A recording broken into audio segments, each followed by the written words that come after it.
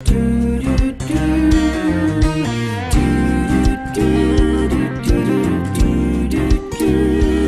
said, God, you gotta move this mountain. I just don't see it any other way. I'm too weak to make the climb. I need a miracle this time. That's when Good afternoon, everybody. My name is Donna Feazell, and I'm your host of Afternoon Drive Home on IC in Christ Radio, your source for news and entertainment. You can also find us on television two ways. You can find us locally right here in North Alabama, channel 182 on Charter Communications. Now, I don't know if the guests know this or not, but you're also on worldwide TV, and that's through Abundant TV, which is found on Roku, Apple TV, and Amazon Fire. So we're all out there. You can also find us on the radio. Yeah, we are a radio station. So you can find us on radio as well. Go to our website, icradio.media. And what you can do all throughout the day, we have some awesome music that airs, just all kinds of great music. And so you can go ahead and download the app if you'd like to do that. On Apple, you'll just type in IC Radio Media once you get to the Apple store. Now, I said store, don't let that freak you out. It's still free. And you can also go to Amazon and download it that way. And then Android, you can find the Android phone. Just type in IC Radio. Yeah, however you download your apps there. But again, thank you so much for watching. Coming up the rest of the week is going to have an awesome week. On Friday, Melissa Ledbetter with Northeast Alabama Community College will be with us. Anna York is going to be with us, and she is from the Ider Police Department. And she said she needs to talk to us about using 911. And because you actually really need to go through it, it kind of keeps them busy when you're calling on things that are not necessary. Andrew House is a DJ, and he's going to be with me at 2 o'clock on Friday. And then, guys, you're going to really love this. I'm going to have a part 1 and a part 2 on how to hatch chickens with your own homemade incubator. Have you guys ever seen that before? We'll pay close attention, though. Yes. Pay attention, because this is going to be part 1 and part 2. My brother did this a long time ago. We lived on a farm and grew up in the subdivision, and so moved to the Sand Mountain area when I was about 14. He was about 13, and so we just went crazy. I mean, we loved it out on the farm with chickens and cows and pigs and all that stuff. And so he actually had an incubator, and we actually hatched chickens. But this is a homemade one, so make sure you stay tuned to that. On Thursday's show, Loretta Roger, she is with Cove Crafters, and we'll be talking with JL Music Man, and he'll be calling in from Canada. Looking forward to talking with him. And Tricia Hopper, who is with Gap, will be with us at 2 o'clock. Now, that's not the Gap closing. That's a guardianship program for our seniors. And then coming up today at 2 o'clock, we're going to be talking with author and speaker Deja Lee LeBrere. Looking forward to talking with her as well. But right now, I've got a couple of friends with me. I've just really grown close to these folks. Barry and Kathi Holcomb are with us right now. Hi, guys. How are you doing? We're doing great. We're great. Good to see you. Coming to you from the beach this morning. What car? Oh, you're at the beach right now? Absolutely. I'm so jealous. It's been beautiful, Panama City, so it's beautiful weather. I know it's going to be absolutely awesome. You guys are in a unique type ministry. And I'm glad we're digging in about that. You were on a conference just a few weeks ago. And so, and you really brought attention pastors and what pastors and their families, because it's not just the pastor, the family's involved in this as well. And that's the spouse and as well as the kids. And they go through some unique situations. I know that my dad was a pastor, and Phil's dad as well. So I know you don't live in the world people think you live in. No, they don't. You really don't. And you're right. It affects the whole family. And of course, we're here at the beach with both of our grown children, our daughter-in-law and our granddaughter. And they would tell you if they were sitting here that being a pastor's kid does affect you. But again, on the other side of that, as many difficulties as there are in ministry, let me just say there are plenty of great joyful times. It's the highest calling. I wouldn't step down from being a pastor to be king. So it's a great calling, but it has to be a calling. And so we're very aware of that. And when we went into it, we felt like we had the world by the tail and we had all the answers. And what we learned very quickly is something had us by the tail. And over 30 years now, I guess it's been 30 years this year of ministry. I was out of the ministry for a number of years. talk about that maybe. But I think we've seen about everything that can happen in the church and dealt with everything that can happen. So we're in the fourth quarter, and I just think now looking back, we want to try to capitalize on some of the lessons learned and share those with others, maybe who can benefit from that, and maybe learn some things on the front end that they might help them. Well, there's nothing like hands on hands. I mean, having the experience, and that's what I could do. I could actually write a book on what not to do. Because I've made a lot of mistakes in life, but those are teaching moments as well. Yeah, absolutely. I mean, the teaching that we went through, sadly, there was really no one to say, here's some lessons that you need to be aware of. But God has taught us so much. The Lord's taught us. He's been faithful. Really over the last 10 years. It was January of 2012 where we experienced what I call a forced termination from a ministry we'd been in for almost 4 years, a pastorate of a First Baptist church in a county seat town, where we thought everything would be wonderful, and it turned out to be a very, very different scenario. So the lessons we learned came from the Lord, and a passage of scripture that he used in my life for 10 years now, reminding us that he leads us. He leads us through the good times and the bad times, just as he led the children of Israel through the wilderness. They wandered for 40 years, but he said, just remember, I led you in those wanderings. I fed you in those wanderings. I allowed you to experience the difficulties, but with my hand upon you. So I think that's the heart and soul of Remember the Way, which is going to be our ministry to pastors and wives. I'm really getting ready to intensify preparation for putting together a conference ministry, maybe a curriculum for pastors. So I'm hoping in the next year to year and a half to finish up a doctorate that I've been working on. My project is going to focus on Remember the Way, which is going to be a specific ministry for pastors and their families. And I think, Donna, one of the things that we looked at, and we don't know everything that's out there for sure. We've not, looked into that. Barry may have to look into that to see what is being offered. But I know one of the things, or some of the things that we've looked at, do not have opportunity for the wives to participate. And so that's real important to me, because I know even though Barry went through something that affected him personally as a pastor, it still affected me as his wife, and of course our children. So, not having anything out there to be able to reach out to us, or for us to reach out to them, someone we could talk to, that was very difficult. And I know if we went through that, there are many others who are going through the same thing and would benefit from what we learned. Now, having said that, believe we have experiential knowledge that we can gain from studying the Bible, just head knowledge, which beautiful, wonderful truth of God. But sometimes he allows you to go through things to gain the experiential part of that, so then you can put together life events with the Word of God, and how does that fit. And so that was real important for us to recognize that God will take you through the storm, will allow you to go through the storm in order to prove you by his Word. And so that was something we would love to just be able to encourage and share and support others that might have gone through the same thing. And I'm really glad that you're having this course. I think it's just really good. And needless, I've shared this with you guys before. My parents wound up going through a divorce. And there's something about when a pastor goes through a divorce, it's just different than, I don't know, people just think, well, pastors should never get a divorce. But now they have lives and they go through ups and downs just like everybody else does. But this should help folks. This should help married ministers, to go through those courses. But I will tell you, it was pretty rough going through that. It's the stigma of, a pastor's getting a divorce.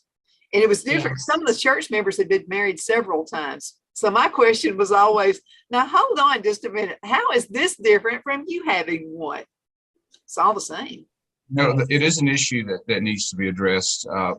Since the pandemic, Lifeway Research out of Nashville, which is the Southern Baptist Publishing Group, has done some more current research about pastors leaving the ministry. So just regarding divorce, to start off, to you, there's about 1% of pastors right now that leave the ministry prior to retirement age, and then under that 1%, which it's going to, maybe about 2,500 a year leave the ministry. And I think that the stats say about 17% of those wind up to be family issues, which could be divorce, or it could be issues with their children struggling so deeply with issues of being the child of a minister. So that is an issue. A number leave because of moral issues, ethical issues, burnout, personal finances, or illnesses. But still, 1% sounds like a small number. But that's 1% of pastors who have a calling on their life, who find themselves outside of the ministry that God called them to. And those are the ones we want to focus on. That sounds like a small number, but we want to find that little caveat where we can say, you're out of the ministry now. There are various reasons for it, but don't plan on staying out forever unless there is some disqualifying issue. Some things disqualify men from ministry, and there's no way around that. There's no making some situations better, even for the future. But most men leave the ministry for reasons that don't preclude them coming back in, so they can come back. And we just want to say to them, even though you may be out right now without your own choosing, or you found yourself in a circumstance you didn't expect, plan on coming back, but then there's steps to take in the meantime to work your way back in. So, I had no plans of leaving the ministry, but I found myself needing to find a job. So yes, find employment if you need to. Work at a secular job. I worked for Walmart for 5.5 years. I never saw myself working for the biggest retailer in the world, but I worked for Walmart for 5.5 years. And we did what we had to do to make ends meet, to provide for our family.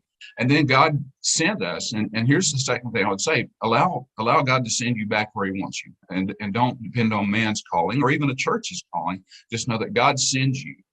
He's a God who says, "I'm going to put you in a place where you can, prosper and flourish and be effective and have a powerful ministry, a fruitful ministry." It's all about Him. We bear fruit for Him, fruit unto righteousness. And so plan on letting God send you back. And I didn't have a time frame in mind. When we left the ministry, I wasn't ready to be anyone's pastor for a long time. And when we started trying to find our way back, it's amazing the time it took. So, and one of the things I found was I didn't have any friends like I used to. I didn't have friends in the pastorate. I didn't have friends in the ministry. I had some guys who I thought were my friends who wouldn't give me the time of day, who wouldn't help me with sending a resume out. And so, you can count on a number of things happening when you leave the ministry. You lose your income, you lose your identity, your sense of who you are as a pastor. You lose your sense of community. You find yourself no longer in a church where you depended on that church for fellowship and relationships. So all things change. Everything changes. And without the Lord taking you by the hand and leading you, you're going to find yourself in a difficult situation. But then I found that the lack of resources of people who could say, what you're experiencing is normal, what you're going through is to be expected, and here are some steps to take and some things to realize. So that's kind of the heart of what we're putting together, is for people. And hopefully we'll have a chance along the way between now and when we get the entire package put together to minister to some people. But our heart is for pastors and their families, not just senior pastors, if you want to call them that. Pastor is just the biblical term. But for any minister and wife having a hard time, and that's who we want to be. Well, let's talk for a few minutes about some of the reasons people leave the ministry. Let's talk a little bit about burnout. And I've seen ministers, they're all gung-ho and they're ready to go for it. And then somebody gets mad because they don't get to see a cousin in the hospital or something. And they start a riff within the church, or maybe the wrong color carpet, just different little things happen. And then they kind of lose some of that zest, and it's just from dealing with people. I don't know if you know this or not, but sometimes people are hard to deal with. Amen. So true. That's true. The church would be a great place if it weren't for all of us people. It would be. I think burnout is something that is legitimate. I think we all have experienced it. We go through it. Excuse me. And I do think, like the picture that you gave of someone who might come against, maybe doesn't like carpet, or they don't like what the topic you're preaching on, or maybe you're not as involved in visiting the homebound. There's so many things that many pastors and families have had to deal with, and some really are very horrible stories that you hear. I think for us coming back in kind of on the other side of this now, one of the things that we have learned, and really it's been transformative, where we have a perspective about what we're doing now that is very different, I believe, I don't know if you agree with me, than what it was before. Yeah. So when a pastor and family come into a church, a lot of times these young guys, we thought, I've shared this before, but when we got out of seminary, we're going to come, we're going to save the world, and everybody's going to love us. And, we just had this perspective that was so not the perspective that was even biblical about service. So if you read through the scripture, you understand that God always allowed his servants to go through suffering. That it was through the fire that he transformed his servants into the men and women that he wanted them to be. And he used, if you think about just the sovereignty of God, he used even the fires, the turmoil, the family conflict, the others coming against them. He used that to orchestrate his will. For the eternal picture, but for his glory and his servants' good. And I think we sometimes minimize that. I think we think that God is a good God and a good father. And if he's good, then he doesn't allow the suffering that we see or maybe we've experienced. And I want to say that so carefully. I want to say this carefully. God does allow that. And so we've got to have a proper perspective of who God is, the view of God, so that we can then have a proper perspective of what we go through, a right view of that. And even though we might still be hurt, there may be things that, different responses that we can make.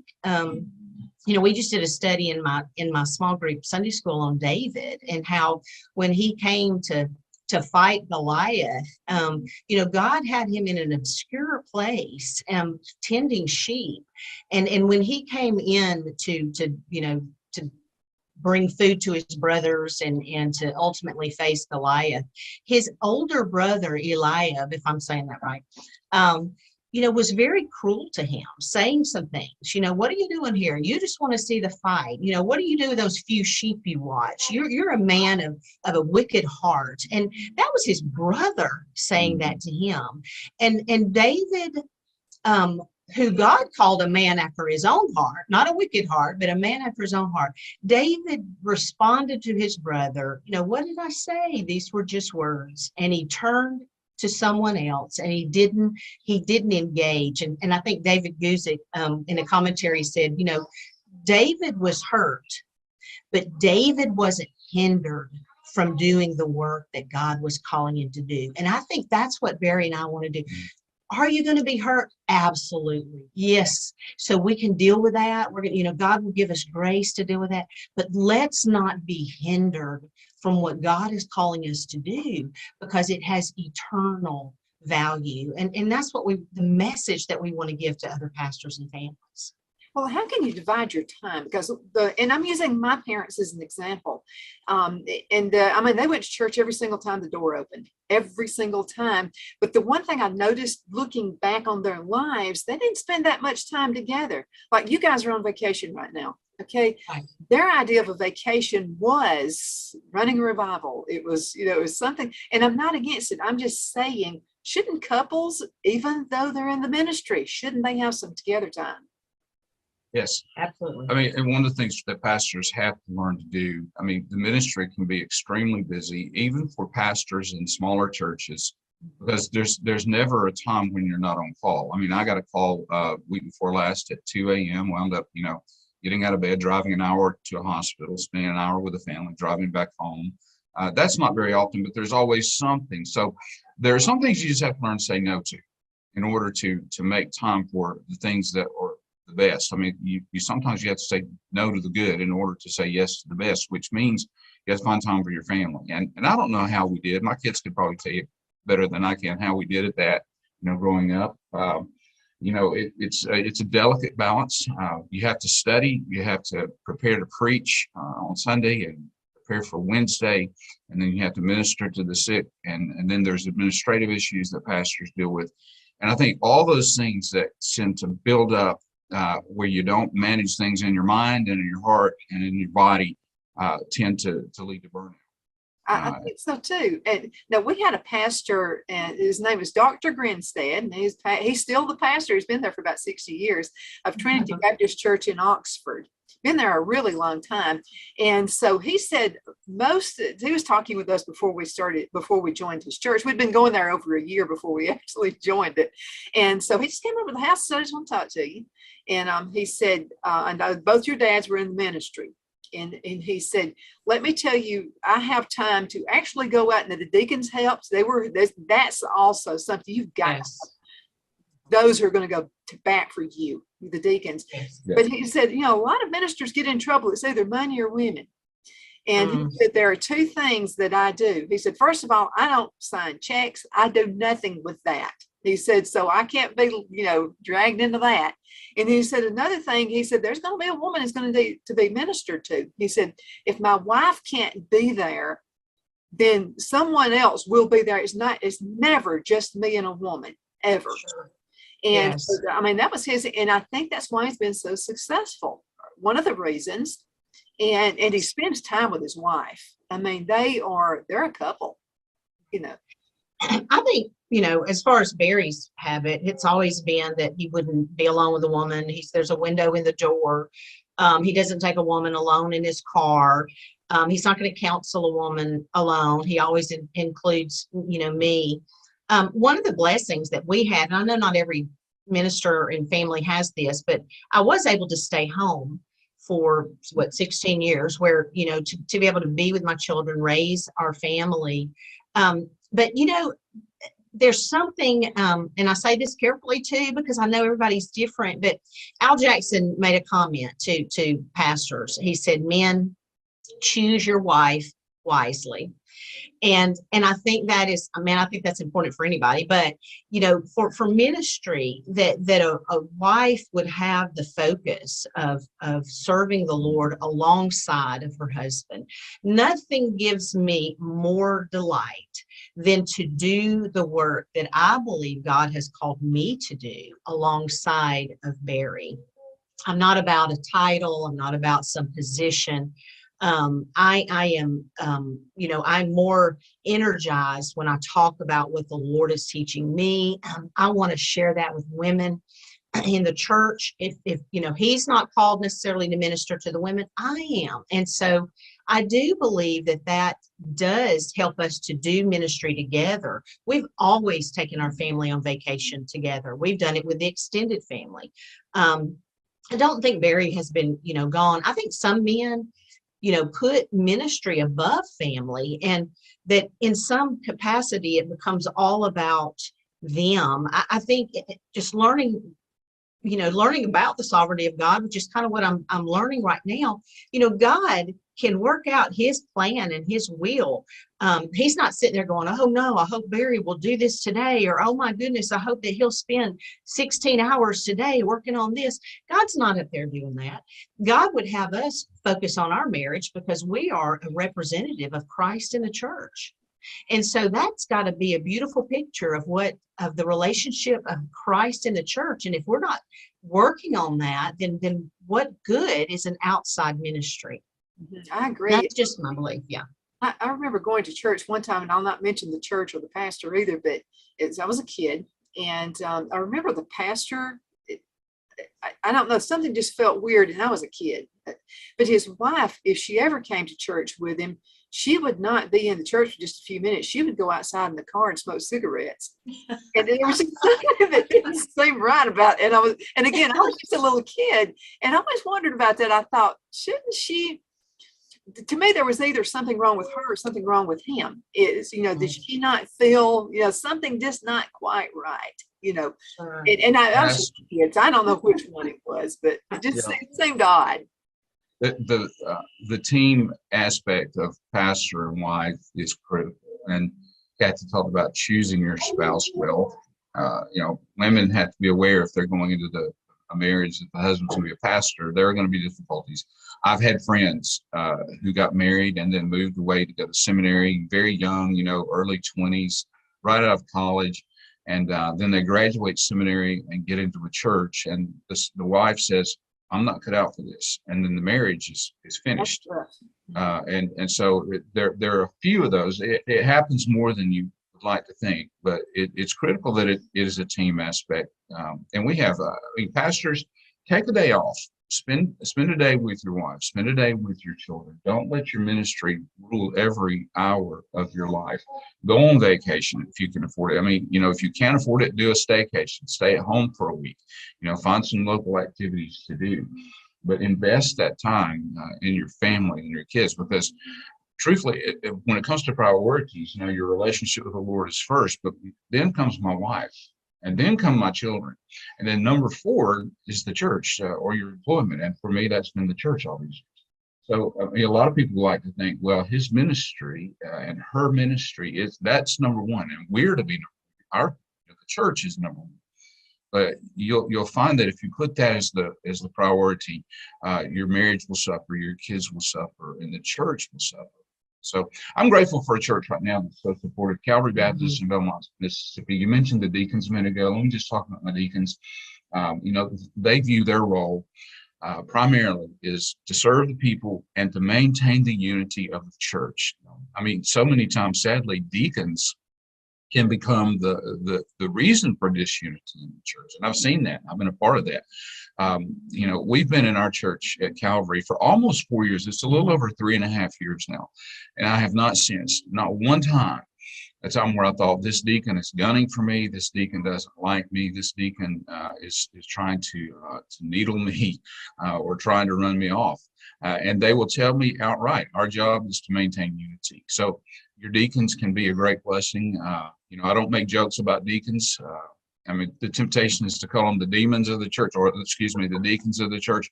But don't do that. Build that relationship, pastors. Build those relationships with deacons. Be open to them. Be willing to be accountable to them to a degree. They're not technically your boss. They're the servants of the church, but pastors need somebody to be accountable to. We don't need to put ourselves in a position to think I rule the church, because you don't. You're the under shepherd of the church.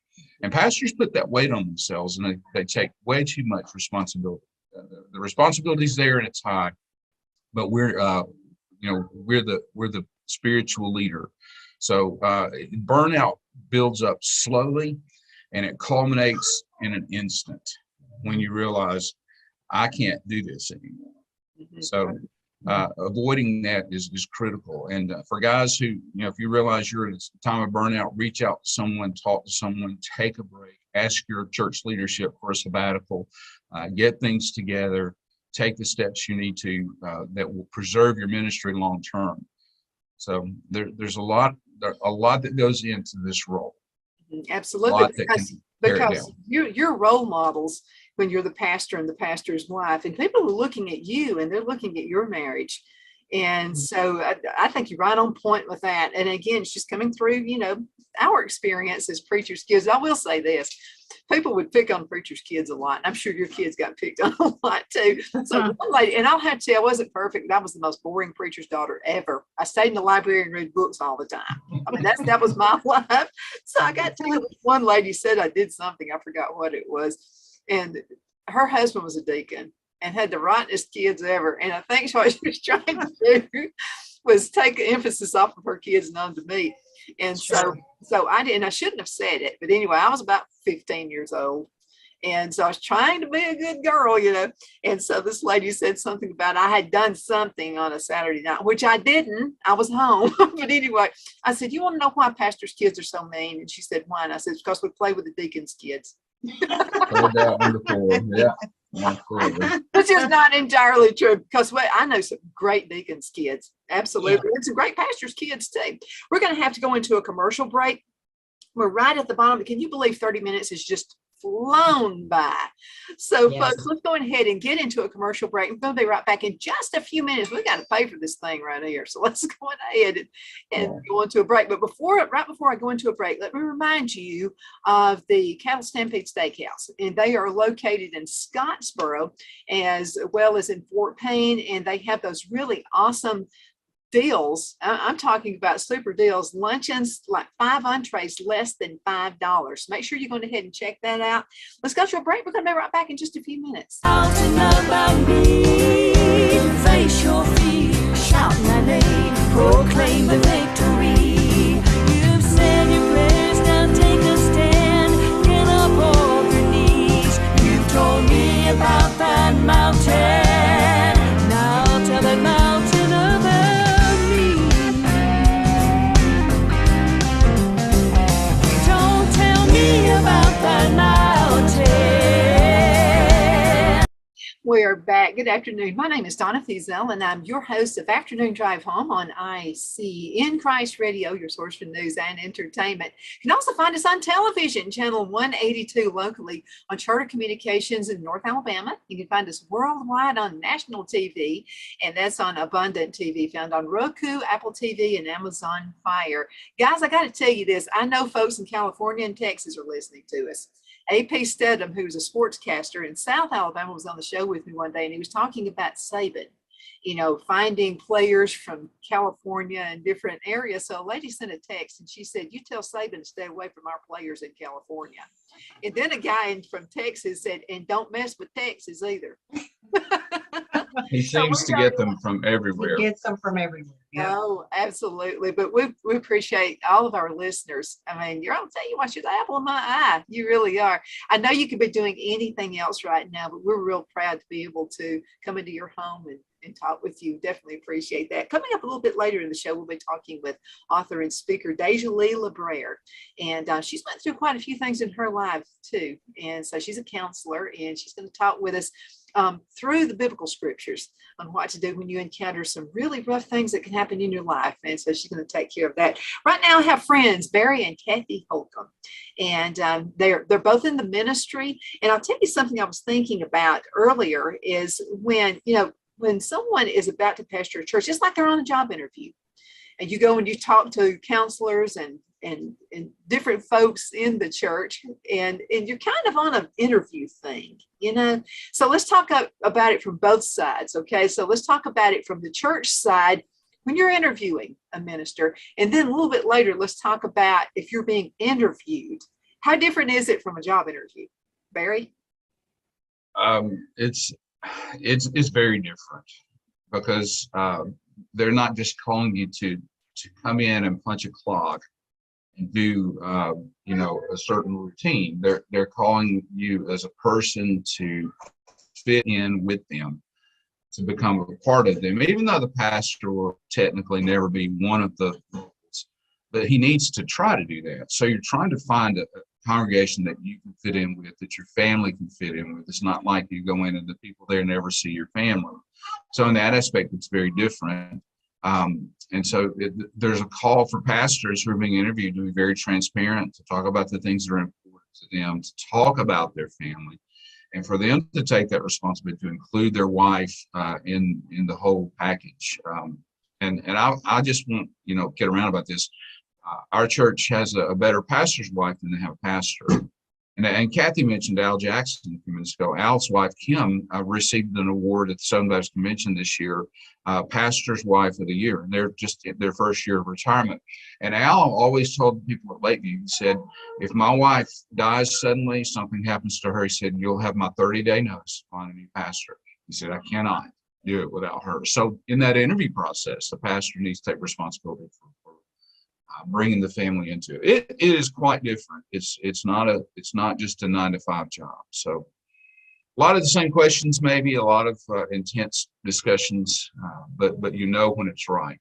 And Don, if I could just add to that, any of the other interviews that we had before our time out of the ministry, which was that 7-year period, I think we've shared with you, we it was more to me like an interview. You're trying to appeal to them. You're trying, you want them to like you. You may be basing it on, like everybody else does, a typical interview on the amount of package, that you get, the income, things like that, the place where the church is, the size of the church, all those things. But when we came back on the other side of what we had gone through, we really, our first thoughts before, when we knew God was sending us back to ministry, we were thinking, well, we don't want to go back to a traditional church because there's just so many, barriers. We had been a part of a church that wasn't traditional just as members. And we were thinking, we don't want to go back to that. How can we go back to traditional church? And so just a short story about that. Barry and I were in our bedroom talking about that. And Barry was reading in Ephesians, and we were talking about, okay, is this going to be possible for us to go back? And he read a verse just about how God is the head, of the church. And in that moment, it was like, we just knew we can go to a traditional church, we can go to a non-traditional church. It doesn't matter what the church is, because God is head of the church. And so God just released us from that. And so when we also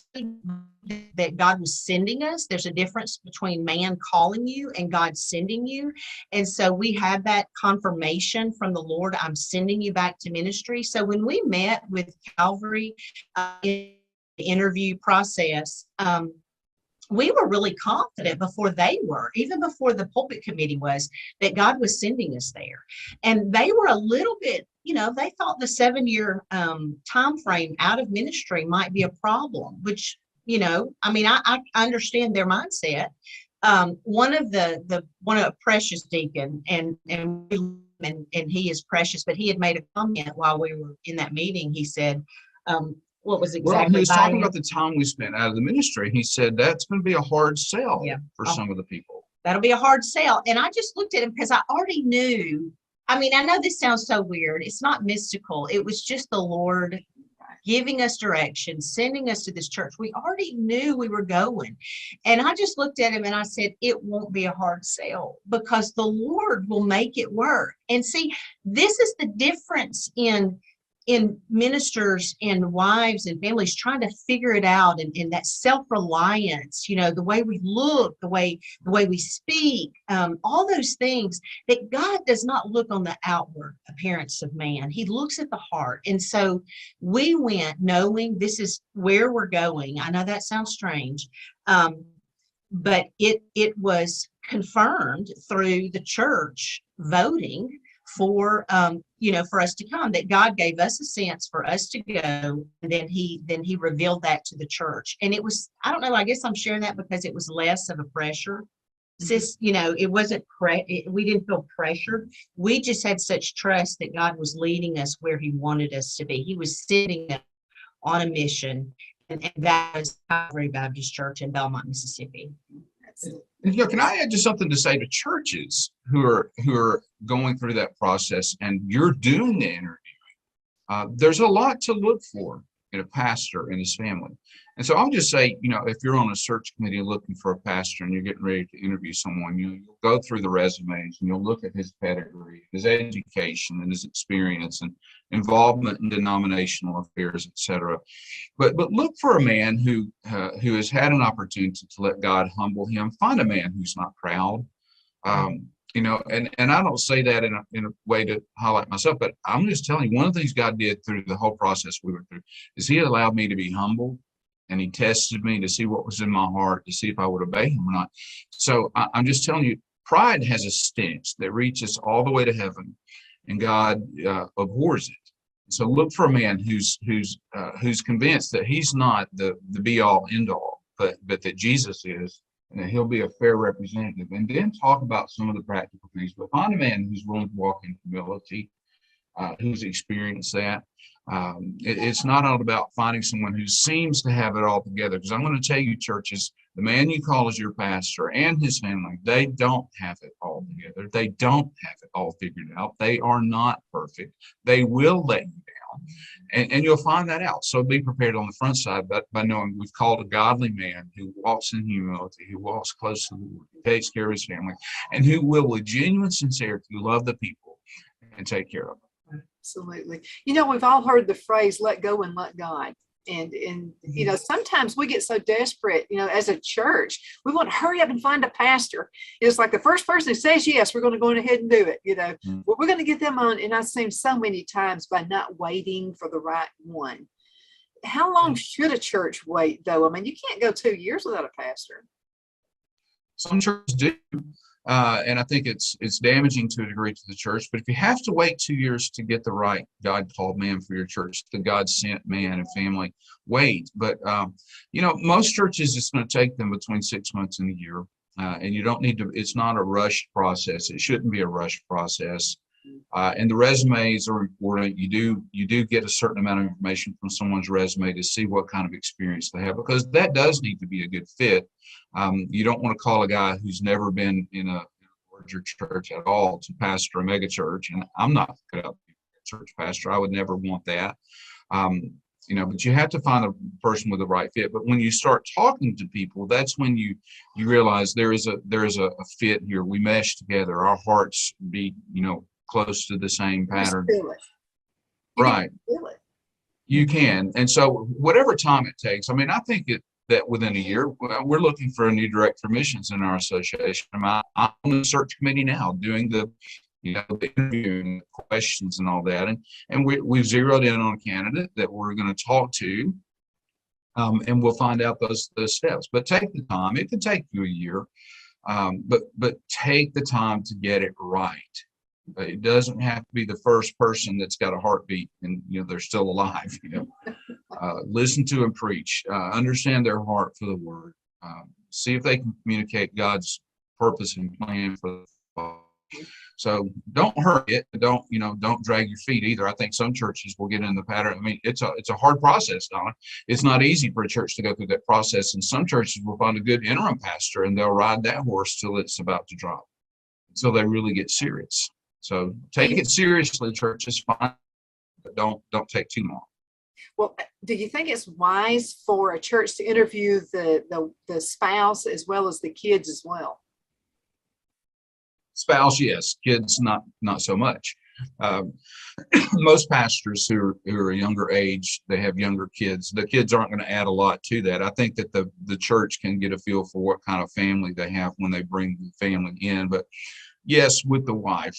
Kathy was a part of all of our interviews with Calvary, all of them, up until the point that I went over by myself one day. It was only about a 40-minute drive to see the church. But Kathy was a part of all the interview process. And yes, I do think that's important. If the church wants to talk to the pastor alone for a while, that's good. But I think the wife should be a big part of that. Yeah, that's part of it. She's in there as much as he is. So let's talk just for a few minutes. And this is still pertaining to the interview process.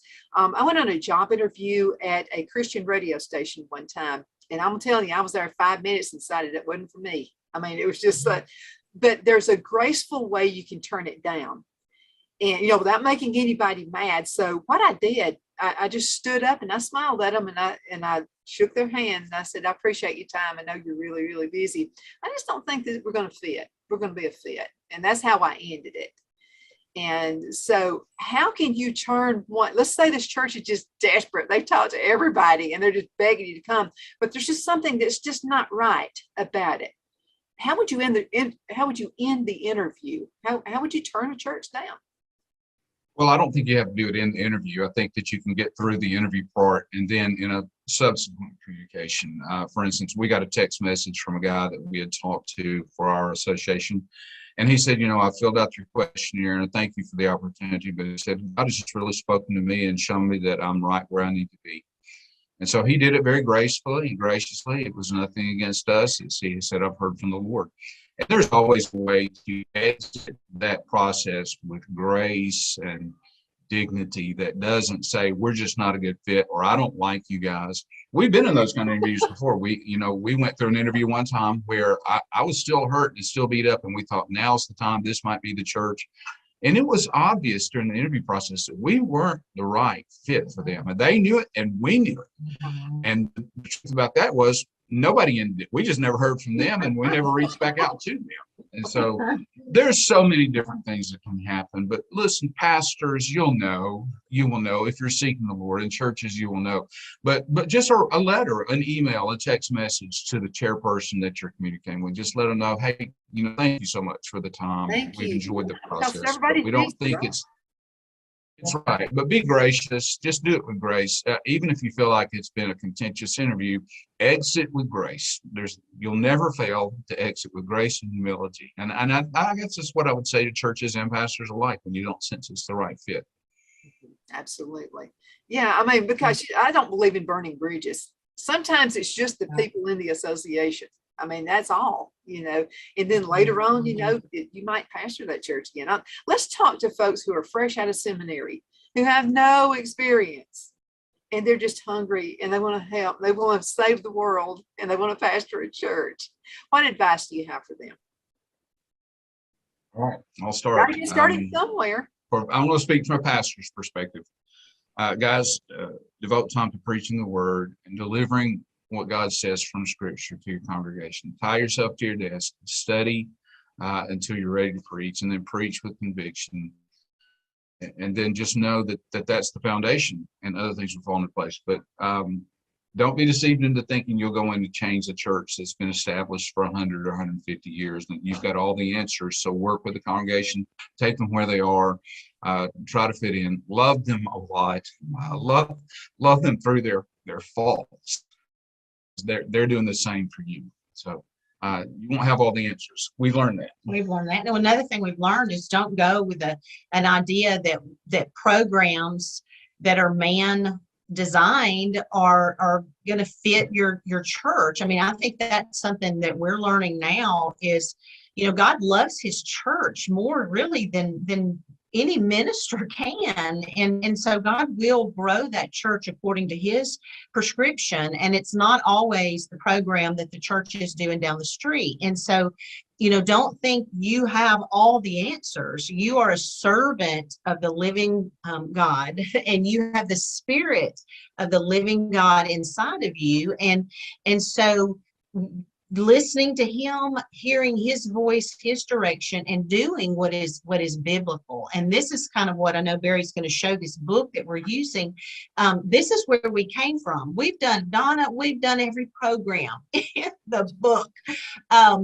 And where God has brought us is back to just the final words of Jesus before he ascended, to make disciples of all the world. And that's where we've gotten back to. Right. I mean, when I came out of seminary, I thought, right, the evangelism explosion program, that will make every church a better church. And training in evangelism is great. We went through the faith training that Bobby Welch did out of Daytona, Florida.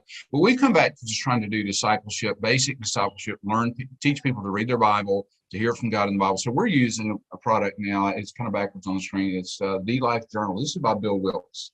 And Bill's so this is just a journal that has some Bible reading places. It uses an acronym: SPACE, Ascend to Confess, Promise to Keep, Command to Obey, Example to Follow. So you read the scripture looking for those things, and you journal that. And then you meet with your group once a week for accountability, scripture memory. So we're getting back to the basics. So pastors coming right out of seminary, just know you can't go out and find a program that you slap on top of the church and say, this will make it go, this will put it on fire. Look, just make disciples. Come out of seminary with the mindset that we're going to make biblical disciples, who then they can turn around and make more disciples. That's the pattern Jesus established. Make disciples who will make disciples. And that's how the world has been reached with Christianity so far. Right. Absolutely. Let's talk for a minute about, and we have just about a little bit over 8, almost 9 minutes left in the segment. So let's talk, we all know about the music of the church. Now that's where people can really get upset. So let's say you're on an interview with a church, and maybe you like a particular kind of music, but the church that is interviewing you has a whole different mindset about the church music. Should you go ahead and put that in the interview? Talk about the music you like versus what they like, or should you just shut up and go along with them? Well, I think probably yes. Probably shut up and go. There's certain things we should not include in a worship setting. And I think that's one of the things that's that's hurt the church is worship is not as reverent as it used to be. Sometimes it's bought into more of it's a concert feeling. We're being entertained. The lights are low in the congregation. The lights are right on the stage. There's a fog machine. And look, I mean, I'm not totally dead set against those things, but I think we reach a point where we cross the line where it becomes more about our entertainment. So it's my preference in music. Well, whose preference are we worried about? Ours or God's? So I think God can speak, and lead us to worship through hymns, through some of the contemporary praise songs, through some of the old instruments like a pipe organ or a piano, or guitars and drums. There's a balance. One of the things for us, we were in a church before we came to Calvary that was much more contemporary in its approach to worship, and we were sort of used to that, and we liked it. There were some parts of it I didn't like, but we were wondering, how could we ever go back? This is what Kathy was talking about when she was talking about going back to traditional. But God spoke to us from Ephesians, and he told us, the body is Christ, that he's the cornerstone. He's the one who brings the whole building and fits it together. He grows it into a holy temple in the Lord, because we're being built together into a dwelling of God in the Spirit. So that's Ephesians 2:20 and 21. And so whether a church is traditional or contemporary shouldn't be the deciding. I mean, and some guys let that be the deciding point, and some guys push a church to change their music too quickly.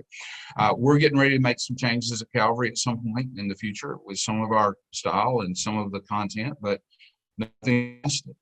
But I don't think that should be the deciding point. For us, it was until God said, no, that's not the issue. Yeah, and I think, Donna, too, one of the things that we've learned, once again, see, we went through this trial and we're so different on our perspective now. But one of the things we learned is, if you go in as a young pastor and wife and you think that if you change the music, that's the power to bring people in, what are we thinking? I mean, that is the world's view. That's the mentality of the entertainment system that says, hey, let's do this music so we'll get more listeners.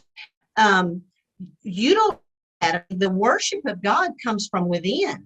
So I could be, preferring a certain type of music where maybe the church I'm going to is doing more traditional type music, but my heart determines whether or not I'm worshiping the Lord. And so, God desires obedience, not sacrifice. I mean, God desires the heart to worship him. And so can I worship with traditional? Absolutely. Can I worship with contemporary music? Absolutely. Now, that doesn't negate the fact that, hey, let's get I think blended. I think that's fine. I think that's okay. But once again, making disciples to learn, and this is what I'm teaching some of my young girls that I disciple, is if you come in with a angry spirit or heart because they're not singing this kind of songs you want, you're not going to worship even if they are singing the songs that you like. So the worship of God is from inside out. Let's focus on the deeper spiritual truth of that, and then let the music part work itself out. I do believe that will happen, the blended part in our church. Some of our younger, girls like some of the more contemporary stuff, which is normal. But I think that is more of an issue of the heart than anything else. Mm-hmm. I do too. And I think it turns into, letting a particular group rule it, or the pastor ruling it. God really needs to be the one in control, not us. We got to right. Out of it. A little bit over 4 minutes left in this segment. Man, time flies. Can I shift the gear just for a second? So I suggest letting Kathy talk for a minute about an aspect of ministry. We talked a lot about the pastor and his role. The pastor's wife is essential. And part of what we're doing with the Home to Heart ministry involves Kathy and things she's writing. But churches may be looking for a pastor's wife to come in and talk to them and share with them or minister to them in some way. So Kathy is available for churches whose women's group, ladies group is looking for a conference speaker, someone. So maybe she could share a little bit about that, or maybe you could direct us to talk about that, because that's a big part of what we do. It's not just the pastor, it's not just what I've learned, but it's what she has to offer as well. Absolutely. Go, Kathy. Well, I mean, just the home to heart ministry that, I do believe with my whole heart. And I know, Donna, we've told you this when I quit my job as a medical social worker, which was a real big step of faith for me to focus on this. But I just have such a passion for ministers' wives and women, in general, believing women that we learn, how to integrate life with the Word of God. And so as a pastor's wife, I know there's a lot of women out there, pastors' wives, who may be struggling with the role that they play. There is a lot of, that fishbowl syndrome that you everybody's looking at you, you should look a certain way.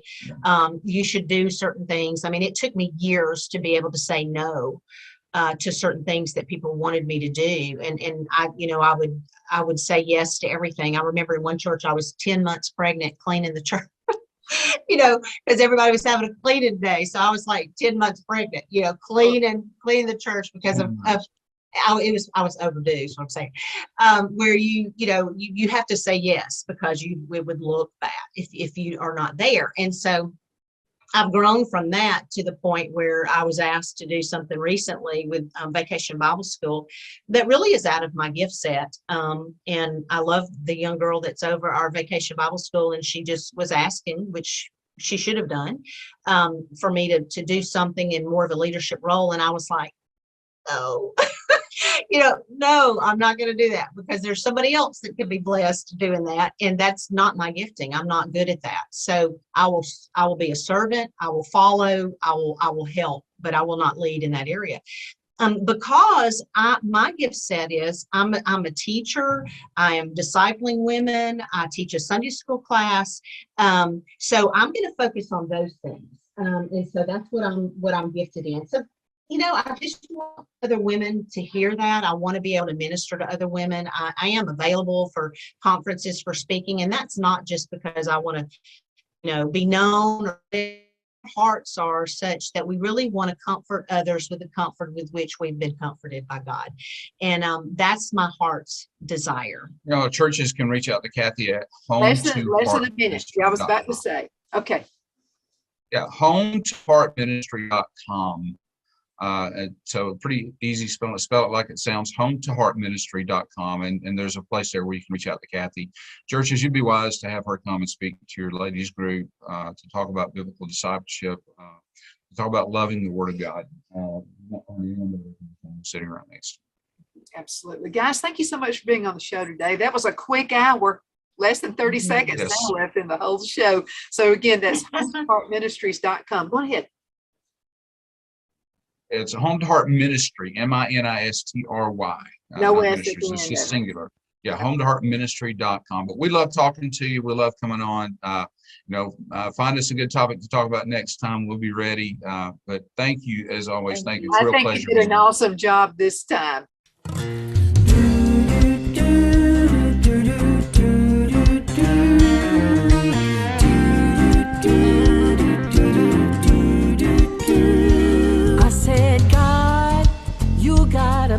Mountain, I just don't see it any other